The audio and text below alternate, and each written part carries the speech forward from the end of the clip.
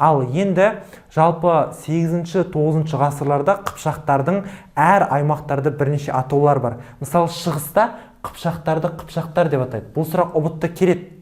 Ертең оны тағы басқа варианттарды белгілеп отырмаңыздар. Шығыста деген бұл бізде жалпы Азияда деп тұр ғой. Азия, яғни шығыс Қытай деректері деп тұр ғой. Сол аймақтардың деректері. Келесісі Русьте. Русьте половецтер деп атады қыпшақтарды.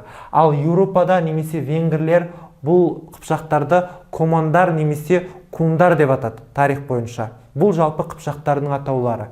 Енді біз қазір қыпшақтарда жалпы мынау орыс жылнамаларында айтып кеткен екен, қыпшақ половецтердің, яғни қыпшақтардың саны көп, күшті тайпа, бүкіл ұлы даланың аумағын басқарды, ұлы даланың атауы солардың атымен аталады, яғни Қыпшақ хандығы деп аталады деп бұл кісілер айтып кеткен екен. Енді Қыпшақ хандығының қалыптасуының бірнеше кезеңдері бар. Мысалы, бірінші кезең, екінші кезең, үшінші кезең. Бірінші кезеңнен бастайық. Бірінші кезең ол 7-8 ғасырлар. Қыпшақтар ең басында Батыс түрік қағанатының құрамында өмір сүрген бір халық топ тайпа деп есептеуге болады бірінші кезеңде. Ал енді екінші кезеңде Қыпшақ хандығы уже 8-11 ғасырларда Қимақ қағанатының құрамында өмір сүрді. Қыпшақтардың тарихы осы Қимақтармен тікелей байланысты болды.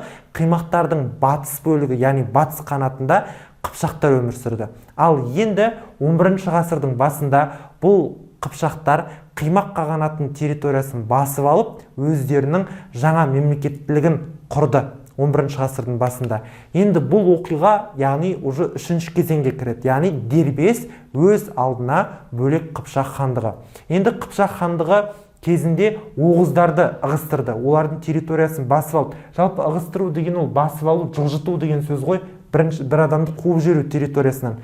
Енді мысалы 11 ғасырда Қыпшақтар Жетісумен қатар, Жетісу территориясынан басқа бүкіл Қазақстанның территориясына, яғни Дешті Қыпшаққа иелік етіп оларды басқарды. Енді Қыпшақтардың территориясына нақты тоқталып кеттік. Ол бізде шығысындағы Алтай тауларынан бастап, батысындағы Еуропадағы Дунай өзеніне дейінгі аралықтың бәрі жалпы осы Қыпшақ хандығына тиесілі болды.